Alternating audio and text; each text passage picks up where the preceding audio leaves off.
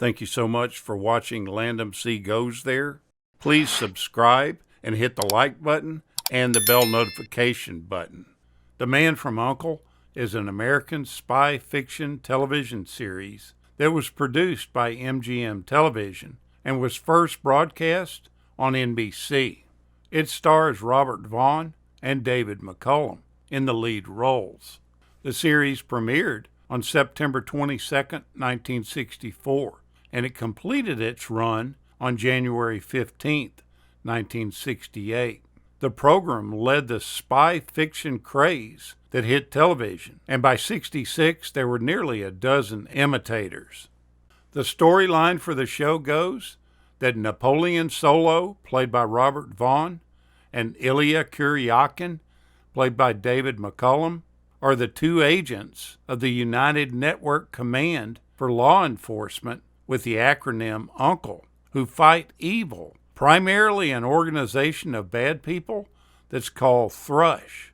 They use their charm, wit, and never-ending assortment of gadgets to do this. With very few recurring characters, the series attracted many high-profile guest stars. It's also noted that props from the series are actually exhibited at the Ronald Reagan Presidential Library and Museum. The original idea to make a television series about a suave, sophisticated spy who traveled the world fighting villains came from producer Norman Felton. He was interested in presenting each episode from the point of view of an innocent person, say a housewife or a farmer, who find themselves drawn into an adventure beyond their wildest dreams. In 1962, he pitched the idea to none other than James Bond creator Ian Fleming. Fleming almost immediately came up with a name for the lead character, that being Napoleon Solo. At first, Solo was just that, Solo. But as the series developed, he was given an agency to work for in the shape of the global network dedicated to fighting evil, named U.N.C.L.E. Fleming stayed with the project, now named Mr. Solo, for an entire year. But legal complications arose because of the success of the early Bond movies and U.N.C.L.'s similarity to them, and Fleming was forced to back off of the show. But the Man from U.N.C.L.E. kept going. Robert Vaughn, best known for appearing in The Magnificent Seven and having just finished filming a TV show called The Lieutenant, which was his first lead role, was cast in the role of Napoleon Solo. He fit the template for the worldly dapper spy perfectly, and he had a certain appeal that mimicked James Bond, but not so much that the lawsuits might follow. It was decided very early on that Solo needed some sort of sidekick, someone who would only appear now and again. To celebrate U.N.C.L.'s global reach, the new guy was given Russian nationality and the name Ilya Kuryakin. The Great Escape star, David McCullum, was brought in to play him. But while Solo was the star of the show, Kuryakin was so popular that he slowly and then rapidly gained greater prominence in the scripts. However, the name of the show remained firmly Man, Not Men from U.N.C.L.E. The United Network Command for Law and Enforcement does not exist. It was created purely for the series. But yet, if you look at the show's end credits, there's a disclaimer. It reads, "We wish to thank the United Network Command for Law and Enforcement, without whose assistance this program would not be possible." Why did they put this curious message at the end? The reason being, the United Nations weren't very happy that people could associate their real organization with a fictitious one. And so the producers of the show decided a tongue-in-cheek name check to U.N.C.L.E. in the end credits would throw gullible viewers off the scent. And they found out that it was needed too. Many people thought that U.N.C.L.E. was real, and the show received tons of letters from viewers who wanted to join up.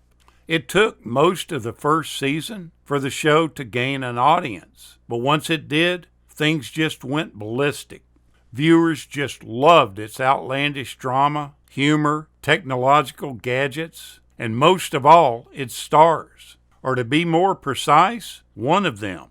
David McCullum's boyish good looks, Kiriakin's exotic accent, and the fact that his character was deliberately shrouded in mystery combined to make him far more popular than Solo was. While there were huge crowds for Vaughn, the hysteria hit the stratosphere with his co-star. In Baton Rouge, Louisiana, a scratched and bleeding McCallum was locked in a toilet while the police dealt with the ladies that were screaming for him outside. It was deemed too dangerous for him to appear in New York after an unexpected 15,000 fans turned up, going on to stampede through a department store. In Season 2, Episode 16, one entitled The Dippy Blonde Affair, the evil organization Thrush is conducting an operation using a mortuary as a front. One Thrushman appears to commit suicide. Another is falling for the dead man's girlfriend. U.N.C.L.E is using the girlfriend, whose name is JoJo Tyler, and the dippy blonde of the episode to break the operation. That dippy blonde is played by Joyce Jameson. She also played a dippy blonde on The Andy Griffith Show, where she's one of the fun girls. She appeared in The Man from U.N.C.L.E because of her close relationship with David Vaughn. He described his relationship with her as being fantastic, that she was one of the most fascinating girls that he had ever met. She was sexy, funny, smart, and she does a terrific Marilyn Monroe, along with quite a few others that she would imitate, like Shirley Temple and Judy Garland. But she's best known for doing Marilyn. Not only did she imitate Marilyn in real life, she imitated her in death too. You see, Joyce ended up passing away from a drug overdose, just like Marilyn did in 1987 at the age of 54. This completely crushed U.N.C.L.E co-star David Vaughn. He never really got over it. Take a look back at this fascinating show from the 60s. It's a good one. Thank you so much for watching, and we'll continue to chase the classics.